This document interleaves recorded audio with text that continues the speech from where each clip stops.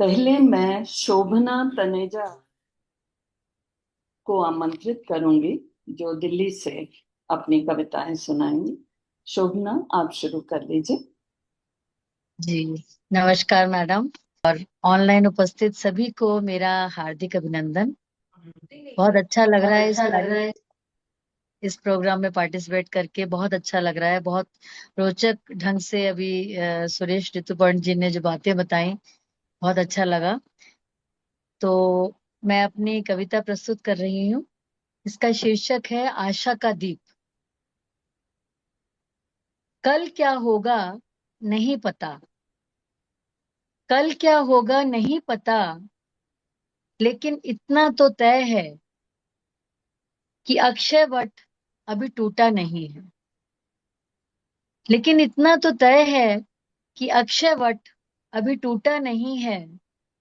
सृष्टि का साक्षी, जीवन का परिचायक, ब्रह्मा विष्णु और शिव का स्वरूप, यह वृक्ष अभी भी हरा भरा है।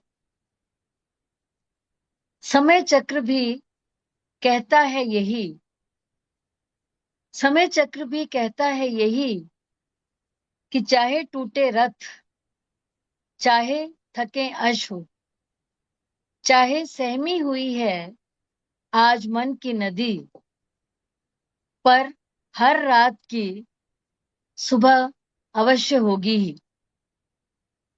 समय चक्र भी कहता है यही कि चाहे टूटे रथ, चाहे थके अश्व, चाहे सहमी हुई है आज मन की नदी, पर हर रात की सुबह अवश्य होगी ही। सजते रहेंगे सदा बंधनवार और तोरण, मंगल ध्वनि, शंखनाद और राम धुनों से गुंजायमान होती रहेंगी दिशाएं। बस निराश ना हो कभी ये मन, बस निराश ना हो कभी ये मन, आशा के दीप को हरदम जलाए रखना, हरदम जलाए रखना। धन्यवाद। बहुत समय रहा तो शोभना तुमसे दूसरा सुनेंगे। अभी जी तक जी सूरी मैम। हुई हुई है, क्योंकि दिल्ली में 5 बज चुके हैं और 6 बजे से नाटक शुरू होते हैं। तो जी अब हम रात और दिन के भेद को देखते हुए, आ, शशि पाधा जी बहुत देर से जुड़ी हुई हैं। मैं देख रही थी, उन्होंने पूरा प्रोग्राम देखा है। और उन्हें आमंत्रित करूंगी हमारी बैठकों में। वो अक्सर रही हैं, शत्रुपा की लेखिका भी हैं नियमित रूप से, और जम्मू की रहने वाली हैं, सैनिक पत्नी हैं, और सैनिकों के जीवन को लेकर उन्होंने बहुत सुंदर कहानियां लिखी हैं। शशि जी, आमंत्रित करूंगी कि आप अपनी रचना हमें सुनाएं। धन्यवाद धन्यवाद जी, पहुंच गई।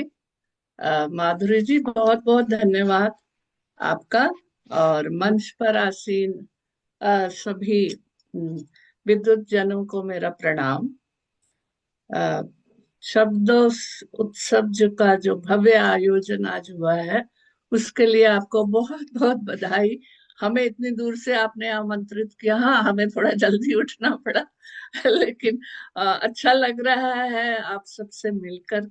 और चलिए मैं अपनी कविता पर आती हूँ।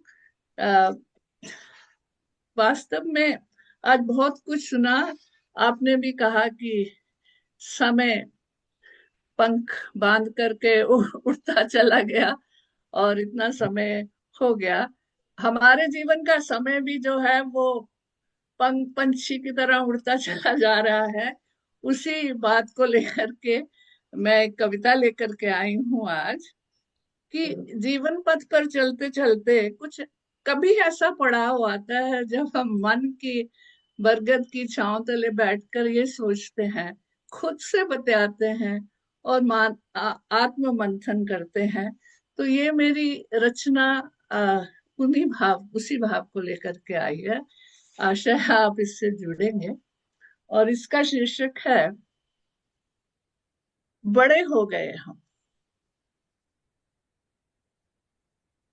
जरूरी नहीं अब सभी का अनुमोदन, जरूरी नहीं अब सभी का अनुमोदन, बड़े हो गए हम, बड़े हो गए हम। औरों की सुनी थी पर मन की न माने, औरों की सुनी थी पर मन की न मानी, कमी थी या खूबी न जानी पहचानी, विवादों ने घेरा, विवादों ने घेरा, परे हो गए हम, अब बड़े हो गए हम, बड़े हो गए हम। अनचिन्हा कोई भय था, घुटन थी।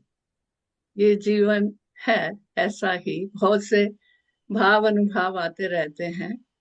अनचिन्हा कोई भय था, घुटन थी, बड़ी उलझनों की तीखी चुभन थी, कसौटी पे घिस के, कसौटी पे घिस के खरे हो गए हम, अब बड़े हो गए हम, बड़े हो गए हम।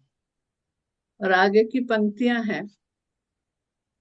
थकने लगे थे निभाते निभाते, थक से गए हैं निभाते निभाते, और दुविधाएं मन की छिपाते छिपाते। थकने लगे थे निभाते निभाते, और दुविधाएं मन की छिपाते छिपाते, बिसराई पतझड़, बिसराई पतझड़, हरे हो गए हम, अब बड़े हो गए हम, बड़े हो गए हम। आत्ममंथन की कुछ पंक्तियां। सुख दुख को जीवन तराजू पे तोला, सुख दुख को जीवन तराजू पे तोला, कभी तो अडिग थे कभी धीर डोला। सुख दुख को जीवन तराजू पे तोला, कभी तो अडिग थे कभी धीर डोला, ले संयम की लाठी, ले संयम की लाठी, खड़े हो गए हम, बड़े हो गए हम, अब बड़े हो गए हम। और अंतिम पंक्तियां हैं। सूरज न पूछे उगने से पहले, ये सूरज न पूछे उगने से पहले, न पूछे हवाएं उड़ने से पहले, कड़ी धूप झेली, कड़ी धूप झेली, कड़े हो गए हम, बड़े हो गए हम, बड़े हो गए हम। जरूरी नहीं और हर किसी का अनुमोदन, अब बड़े हो गए हम, बड़े हो गए हम। बहुत बहुत धन्यवाद, बहुत बहुत धन्यवाद। बहुत बढ़िया शशि जी, बहुत खूब। धन्यवाद, सुषमा धन्यवाद। जुड़ी हुई हैं, सुषमा मल्होत्रा जी, जो मासिक बैठक में भारत और विदेशों के कवियों को एकत्र करती हैं हर बार। सुषमा जी आप हैं? हाँ बिल्कुल मैं हूँ। आपको मेरी आवाज? सुषमा अच्छा जी भी अच्छा। बेटी के लिए बहुत काम कर रही हैं। और जब हम पिछले साल दिसंबर में न्यूयॉर्क यात्रा पर थे, तो इनकी संस्था और एक झिलमिल अनूप भार्गव जी की संस्था है, उनके साथ मिलकर आद्यंतरा ने वहां इसी ढंग का एक वर्चुअल कम रियलिटी आयोजन किया था कि सुषमा जी ने वहां के लोगों को जोड़ा और बाकी सब लोग उसमें, ऋतुपर्ण जी भी भारत से जुड़े थे अपनी कविता सुनाने के लिए। उस समय यहाँ 11 के बाद का समय था। तो साहित्यकारों की दृष्टि रही है। सुषमा जी आप अपनी कथा कहिए, अपनी कविता सुनाइए। बहुत बहुत धन्यवाद माधुरी जी। शशि पाधा जी को सुनकर और उनसे पहले ऋतुपर्ण जी को सुनकर और शैलजा जी को सुनकर बहुत अच्छा लगा। आपको बहुत ही बधाई, शुभकामनाएं। आप बहुत काम कर रही हैं और मेरे मुझको भी साथ में अपने जोड़ कर रखा है। और मुझे खुशी है कि आज हमारे साथ फ्लोरिडा से डॉक्टर उमेश जी भी जुड़े हैं, जो कि प्रोफेशनली एमडी डॉक्टर हैं। तो मैं उनसे पूछ रही थी कि आपके पास समय है कि आपको हॉस्पिटल जाना है। खैर, अब आपने मुझे आमंत्रित किया है तो मैं पहले पढ़ देती हूँ। तो ये जो अभी न्यूज देखते हैं, तो कल ही 4 पंक्तियां लिखी थी, फिर वो पढ़ने के बाद मैं एक अपनी कविता प्रस्तुत करूंगी आप सबके सम्मुख। और अतियांत्रा को तो बधाइयां, शुभकामनाएं हैं ही, और जितने कवि गण वहां से इन पर्सन जुड़े हैं उन सबको भी मेरी न्यूयॉर्क, न्यू जर्सी और अमेरिका से नमस्कार। अ, ऊपर से जब नीचे आता, ऊपर से जब नीचे आता, देखो पानी बहता हुआ, संग कुछ नहीं लेकर आता, संग कुछ नहीं लेकर आता, मगर नगर ढगर डगर को ढहता हुआ। संग कुछ नहीं लेकर आता, मगर नगर डगर को ढहता हुआ। सभी शांत हो उसे देखते, मन में है करते विचार, कहाँ से आई इसमें शक्ति, कहाँ से आई इसमें शक्ति, कौन बना इसका आधार। पथ है लंबा भारी है गागर, पथ है लंबा भारी है, भरी है गागर, इस सत्य को सहता हुआ। ऊपर से जब नीचे आता, देखो पानी बहता हुआ, संग कुछ नहीं लेकर आता, मगर नगर डगर को बहता हुआ। तो ये कविता कभी पूरी होगी तो अब मैं जो आज मैंने कविता सोची थी कि मैं आपके सम्मुख प्रस्तुत करूंगी। मुश्किल होता है लेकिन फिर भी कुछ आप सबसे साझा करती हूँ। चंदन की महक। लगा चंदन अपने माथे पर, मैं सर्वत्र सुगंध फैला दूंगी। लगा चंदन अपने माथे पर, मैं सर्वत्र सुगंध फैला दूंगी। ये मैं किसको कह रही हूँ, कैसे कह रही हूँ, शायद मेरे अगले शब्दों में, मेरी अगली पंक्तियों में मेरे भाव स्पष्ट हो सकते हैं। अपने पंखों को फैलाकर, अपने पंखों को फैलाकर उन पे हमें बिठा लिया, उड़ान भरनी थी ऊंची, हमको यह दिखला दिया। उड़ान भरनी थी ऊंची, हमको यह दिखला दिया। जो तुम खुद देख ना पाए, जो तुम खुद देख ना पाए, अब तुमको दिखला दूंगी, मैं सर्वत्र सुगंध फैला दूंगी। जो जगने दी तुम्हें हार थी, जो जगने दी तुम्हें हार थी, उसे जीत में बदलना होगा। वह जो भयभीत और चुपचाप हैं, सबको अब चहकना होगा। वे जो भयभीत और चुपचाप हैं, सबको अब चहकना होगा। अपनों और बेगानों को अब, अपनों और बेगानों को अब तुम्हारी हैसियत दिखला दूंगी, मैं सर्वत्र सुगंध फैला दूंगी। नाम तुम्हारा करने रोशन, वो समय लौट के आएगा। नाम तुम्हारा करने रोशन, वो समय लौट के आएगा। पल जो बीत गए हैं कब से, अब कर्म बेहतर हो जाएगा। नाम तुम्हारा करने रोशन, वो समय लौट के आएगा। पल जो बीत गए हैं कब से, अब कर्म बेहतर हो जाएगा। तुम किसी से कम नहीं थे, तुम किसी से कम नहीं थे, कुछ ऐसा कर दिखला दूंगी, मैं सर्वत्र सुगंध फैला दूंगी। और इसकी जो 4 अंतिम पंक्तियां हैं कि धरा चाहे हो जाए बंजर, धरा चाहे हो जाए बंजर, फूलों को तो खिलना होगा।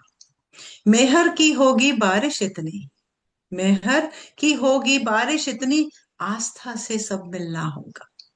मेहर की होगी बारिश इतनी, आस्था से सब मिलना होगा।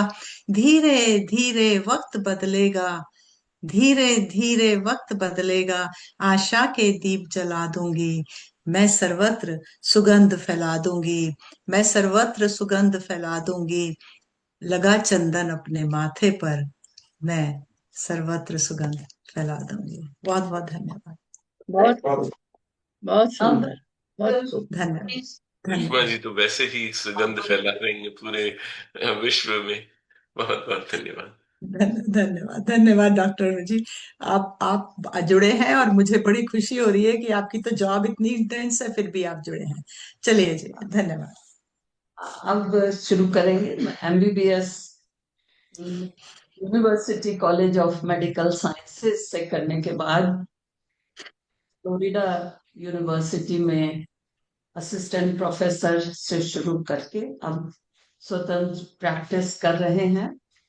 और साथ साथ कविता नहीं छूटी है, सबसे बड़ी बात है कि तो लत लगी है। आज तक बहुत सी कविताएं लिखी हैं और अब उनका संग्रह प्रकाशित करने की इच्छा है।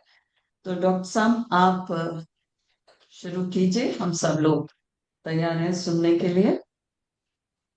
आपका आमंत्रण, बहुत बहुत धन्यवाद कि आपने मुझे जुड़ने के लिए बोला। और आप सब कवि हैं, कवित्रियां हैं, आपको ये तो जानते हैं कि अभिव्यक्ति के लिए प्रोत्साहन की बहुत जरूरत होती है। और इसके लिए हम सब कवि एक दूसरे का धन्यवाद इसलिए भी करते हैं कि जब हमारे विचार कोई सुनता है और उनके चेहरे पर जरा सी भी अगर मुस्कुराहट या आपका जो अपना आक्रोश होता है वो झलके, तो आपको लगता है कि मेरी बात किसी के दिल को छुई है। तो मैं हमेशा ये देखते रहता हूँ कि मंच का रुख किस तरफ जा रहा है, उसी तरह से कविता का अपना चयन करूं। तो मेरे को लगा कि अब तो ये तो बहुत जापान और कहाँ तो सुषमा जी की क्षमा चाहूंगा, मगर आज फिर मैं अपनी हिंदी की तरफ जाता हूँ। तो बिल्कुल सुषमा जी बिल्कुल, ने आप शायद सुनाइए, आप बहुत अच्छा लिखते हैं। हाँ जी। कविता का शीर्षक है मेरी माँ मेरी परिभाषा, या फिर मेरी दो माँ। तो ये एक मेरी माँ है जो हिंदी है और एक मेरी माँ है। तो कम ही श्रृंगार करती थी, कम ही बन संवरती थी, मेरी सुंदर सी माँ फिर भी कितने रंग बदलती थी। वाह, कम बहुत कम बहुत ही खूब। श्रृंगार करती थी, कम ही बन संवरती थी, मेरी सुंदर सी माँ फिर भी कितने रंग बदलती थी। सुबह मंदिर में कर पूजा, शांत देवी सी लगती थी। सुबह मंदिर में कर पूजा, शांत देवी सी लगती थी, लगाकर हाथ सर पर वो मुझे आशीष देती थी।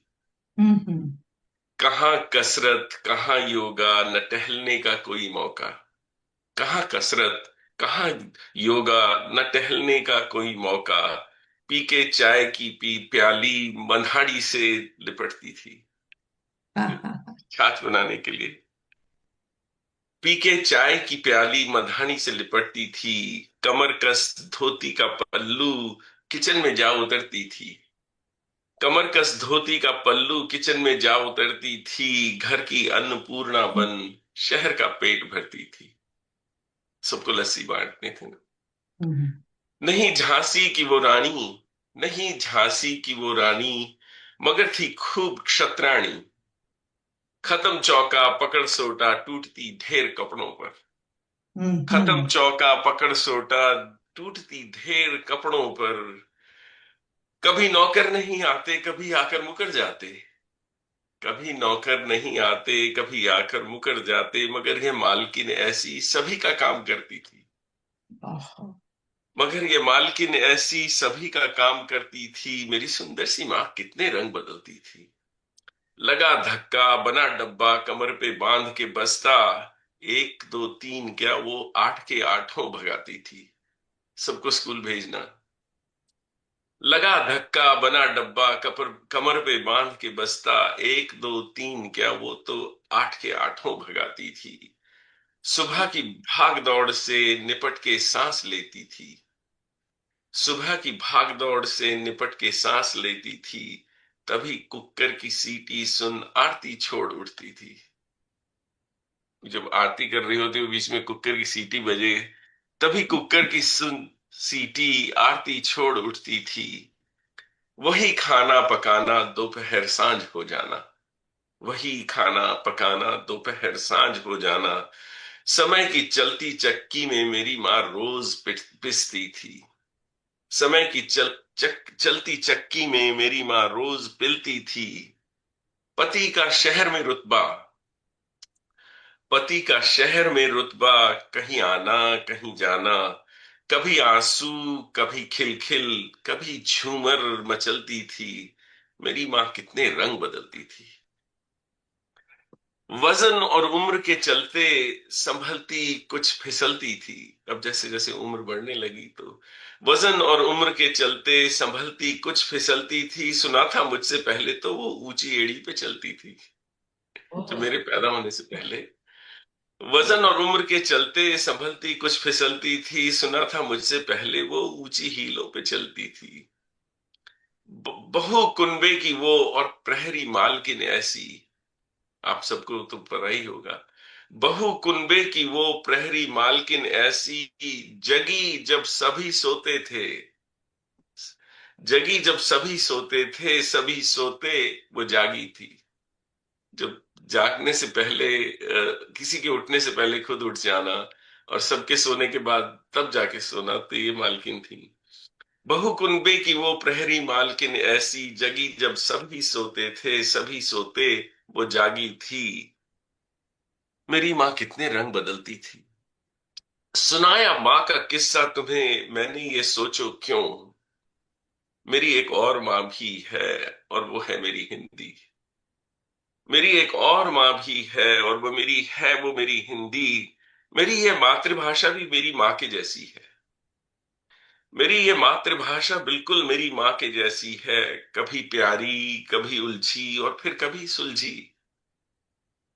कभी सजती, कभी संवरी, कभी है सुंदरी जैसी। कभी वो गांव कस्बे की, कभी वो शास्त्रों जैसी।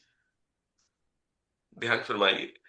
कभी सजती, कभी संवरी, कभी है सुंदरी जैसी। कभी वो गांव कस्बे की, कभी वो शास्त्रों जैसी। कभी वो शांत देवी सी, कभी वीरांगना जैसी। कभी वो शांत देवी सी, कभी वीरांगना जैसी। मेरे छंदों में बसती है, मेरी मम्मी के जैसी। आह, उन्हीं बहुत खूब। शब्दों में कहता हूं, उन्हीं शब्दों में कहता हूं जिनमें लोरी सुनी मैंने।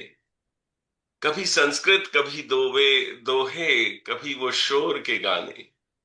और ये शोर फिल्म का जिक्र है। उन्हीं शब्दों में कहता हूं जिनमें लोरी सुनी मैंने। कभी वो संस्कृत, कभी दोहे, कभी वो शोर के गाने। उनका फेवरेट गाना होता था कि जिंदगी और कुछ भी नहीं, मेरी कहानी है। तो मेरी माँ सी ये हिंदी है, मेरी माँ सी ये हिंदी है, घरों की रोज की भाषा। नहीं वो बंद पुस्तक में, नहीं ग्रंथों में वो रहती। या ये कहिए कि नहीं वो बंद पुस्तक में, नहीं ग्रंथों में वो सिमटी। मेरी माँ एक देवी अंजना थी मेरी आंखों की। मेरी माँ एक देवी अंजना थी मेरी आंखों की। ये हिंदी देन है उनकी, और मेरी गुरु माँ की, जिन्होंने, हमारे स्कूल की टीचर। तो मेरी माँ एक देवी अंजना थी मेरी आंखों की। ये हिंदी देन है मेरी और मेरी गुरु माँ की। तो कम ही श्रृंगार करती थी, कम ही बन संवरती थी, मेरी सुंदर सी माँ फिर भी कितने रंग बदलती थी। बहुत बहुत धन्यवाद आपका कि बहुत आपने खूब। मुझे बहुत अच्छे, प्रेरित किया। क्या बात है, बहुत क्या बहुत खूब डॉक्टर साहब, बहुत खूब। बहुत खूब, बहुत बहुत खूब, बहुत ही बढ़िया। अब बहुत खूब। बहुत सुंदर। काव्य रस डॉक्टर चौधरी, मैं डॉक्टर रंजीत को बुलाऊंगी, बहुत संक्षिप्त टिप्पणी वो करेंगे।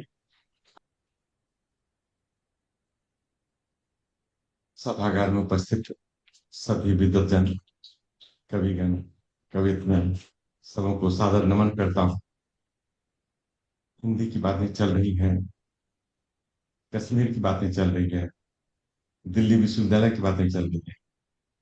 मुझे भी लगता है कि जैसे कि कश्मीर मेरे मानस पटल में बसता है, तो मुझे लगता है कि हिंदी भी मेरे मानस पटल में बसता है।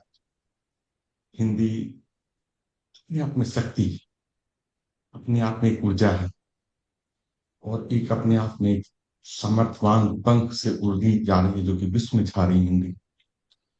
लेकिन क्या हम हिंदी के साथ, जैसे मेरी माँ है, जन्म देती है, बड़े होते हैं, फिर हमारा दायित्व बढ़ जाता है, क्या हम उस परिप्रेक्ष्य में हिंदी को समझ पाए हैं आज तक? कविता लिखते हैं, गजल लिखते हैं, कहानियां लिखते हैं, क्या हिंदी को सजने संवरने के लिए या स्वस्थ बनाने के लिए क्या कोई स्वस्थ तरीका हम लोगों ने अपनाया है? कोई मूल्यवान प्रविधि को अपनाया है, जिससे कि हम हिंदी को दुआ दे सकें और हिंदी को सामर्थ्यवान बना सकें, हिंदी को कल्याण कर सकें? हिंदी अपने आप में ऊंची आई है।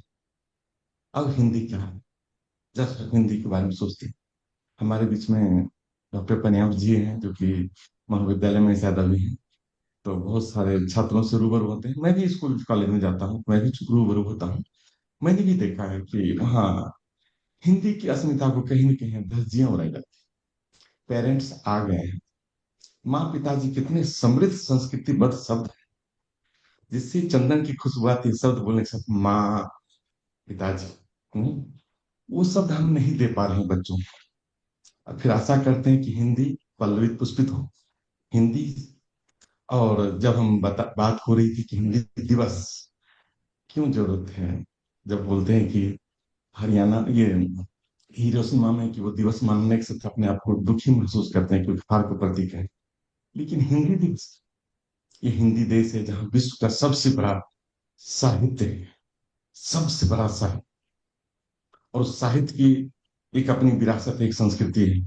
और इसीलिए हम लोग कहते हैं कि जितने भी भारतीय हैं वो हिंदी संस्कृति के हैं, वो हिंदी संस्कृति के वंशज हैं, कह सकते हैं। जैसे बहुत सारे रामविलास जी भी ने बोले थे, जैसे जनवादी हिंदी की बात करे थे।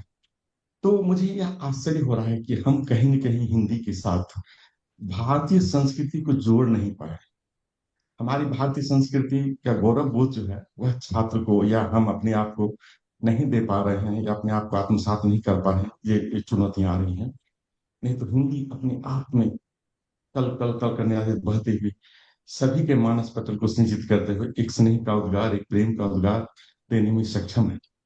अब यह समय है, जितने भी हमारे बीच कवि हैं, शिक्षक हैं, और बहुत सारे हैं, मतलब समाज के, कह सकते हैं, सचेत करता धरता है, और हम संकल्पना ले रहे हैं श्रेष्ठ भारत के निर्माण में। तो मैं यही चाहूंगा कि जब श्रेष्ठ भारत का निर्माण होगा, तो कम से कम जो आजकल के जो बच्चे, जो हमारी जो वर्णमाला है, बहुत अच्छी वर्णमाला है, वैज्ञानिक वर्णमाला है, और उसमें कम से कम तो 100 विशेषताएं हैं, जो कि विश्व की कोई भाषा में उतनी विशेषताएं नहीं जिस वर्णमाला की बात करते हैं। वहां से ही शुरू करते हैं।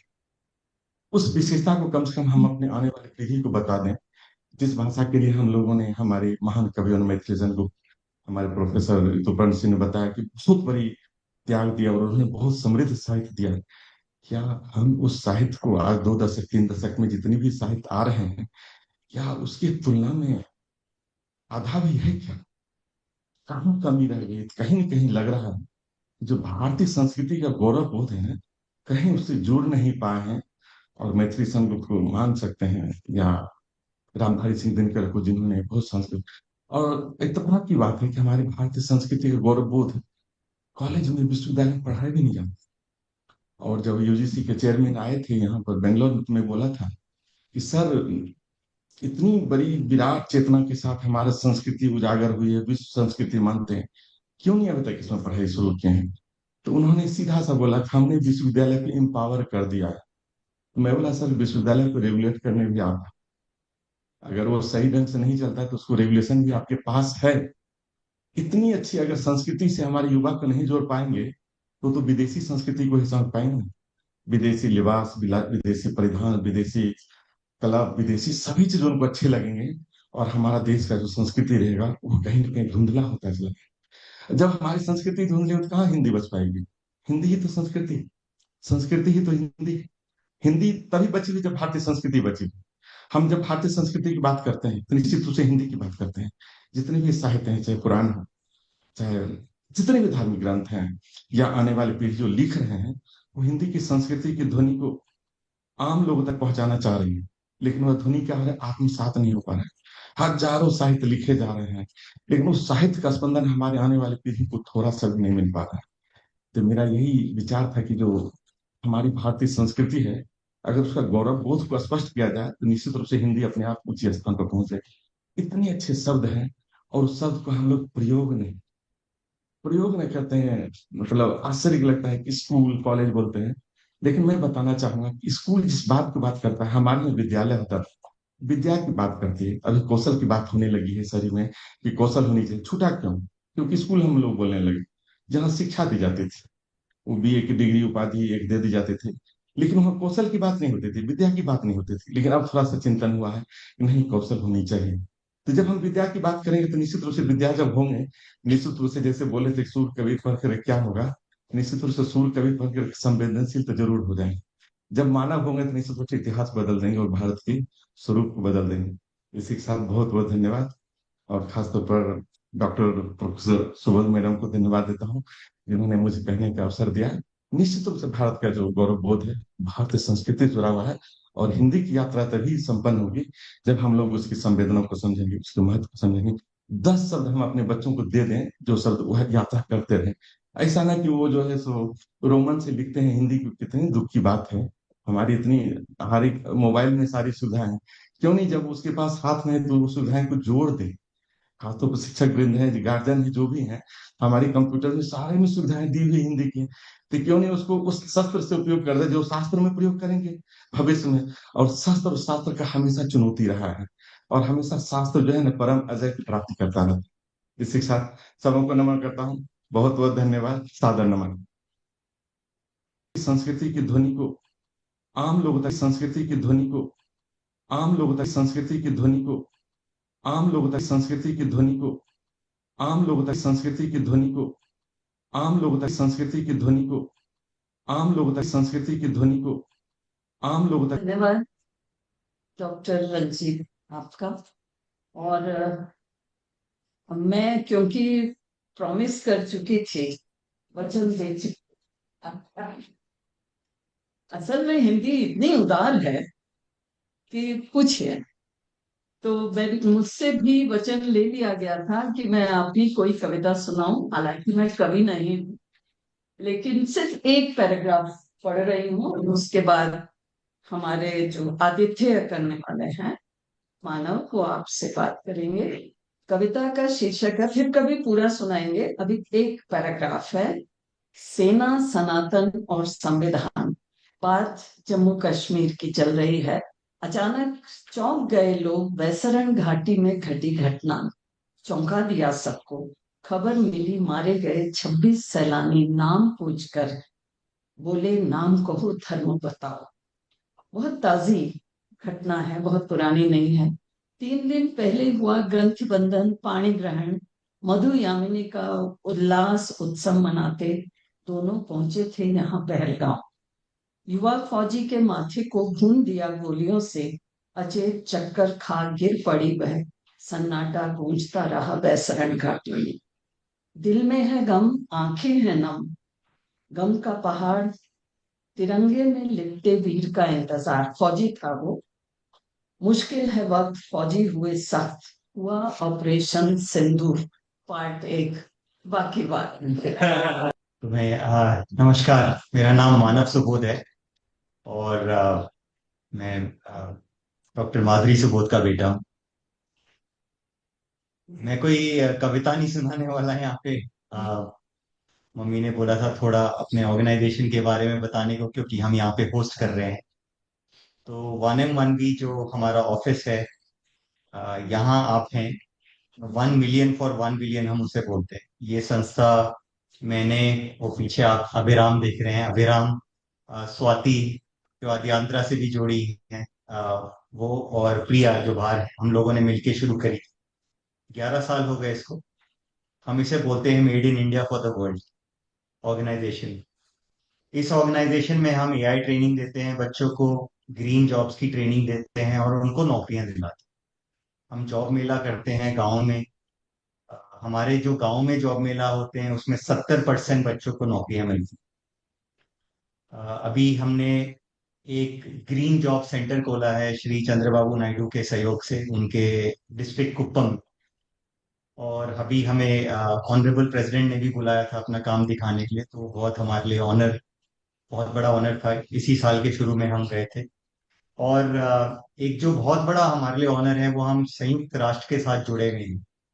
यूनाइटेड नेशंस में हम हर एक साल अपना एक सालाना कार्यक्रम करते हैं, जिसमें हम जिसमें हम इंडिया की जो अच्छी स्टोरीज हैं वो देश को दिखाते हैं। इंडिया के चेंज मेकर्स जो हैं उनको देश को दिखाते हैं। हमें यकीन है कि जो इंडिया के यूथ हैं वो एक आदमी नहीं है, वो एक ऑर्गेनाइजेशन है। अगर हम एक यंगस्टर को एम्पावर करें कि वो चेंज मेकर बन सकता है, एक अच्छा भारत बना सकता है, वो हम एक प्रयास करते हैं। और 1 मिलियन फॉर 1 बिलियन वही है। नाम विदेशी है क्योंकि मैं इंटेल में काम करता था, बहुत मेरा काम यूएस में रहा। लेकिन जो हम काम कर रहे हैं वो अभी इंडिया में 11 साल से कर रहे हैं, और अब हम यूएस में भी अपना ऑफिस बना रहे हैं। तो अगर आपको मौका मिले, आप देखिए, छोटा सा ऑफिस है, लेकिन इस छोटे से ऑफिस से हम 7 लाख युवाओं को ट्रेनिंग दे चुके हैं। 5 लाख टीचर्स हमारे से जुड़े हुए हैं, और हमारे प्रोग्राम जो है 25,000 स्कूल और कॉलेजेस में मौजूद है। तो एक छोटी सी टीम है जो ये काम कर रही है। तो मैं ये बस आपको बताना चाहूंगा, यहाँ पे आप देख सकें। यहाँ पे हम बोलते हैं दीवारें बातें करती हैं। हमारी दीवारों पे बहुत कुछ वाने मानवी की हिस्ट्री है, जो हमने काम किया उसके बारे में है। जो पत्रकारों ने हमें कवर किया है, वो पूरी एक मीडिया वॉल है। और आज हम चाहते हैं कि एक हमारा एम है कि हम इस ऑर्गेनाइजेशन को एक इंटरनेशनल नॉन प्रॉफिट बनाएं। और वो हमारा प्रयास है कि एक made in India for the world. जैसे आप शॉप फाउंडेशन को बोलते हैं, या bill and Melinda Gates foundation को बोलते हैं, या फोर्ड फाउंडेशन को बोलते हैं, हम एक नॉन प्रॉफिट में यूनिकॉर्न बनना चाहते हैं, और वो हमारा प्रयास है। Thank you very much. धन्यवाद 1M1B की टीम का। और डॉक्टर साहब उमेश चौधरी, अगर आप अपनी कविता के साथ इस प्रोग्राम का समापन करना चाहें तो प्लीज कीजिए। बहुत बहुत बहुत धन्यवाद। आप सब लोग इतने प्यार से, मतलब ये कहने में मुझे कोई झिझक नहीं है कि आज का एक तो संचालन आपने बिल्कुल माँ की तरह किया। बहुत ही प्यार से, बहुत ही विनम्रता से, और सबको इतने प्यार से आपने बुलाया, तो उसके लिए बहुत बहुत धन्यवाद। और ये तो कहना, इसमें कोई झिझक नहीं है कि इसका जो स्तर था वो बहुत अंतर्राष्ट्रीय है। और मानव से तो मैं जरूर बाद में बात करना चाहूंगा कि मानव मानव तो बहुत ही अच्छा काम कर रहे हैं। तो मानव जी, धन्यवाद। तो एक जो प्रवासी भारतीय की जो हमेशा विडंबना रहती है, तो इस कविता का शीर्षक है मैं कान्हा तो नहीं।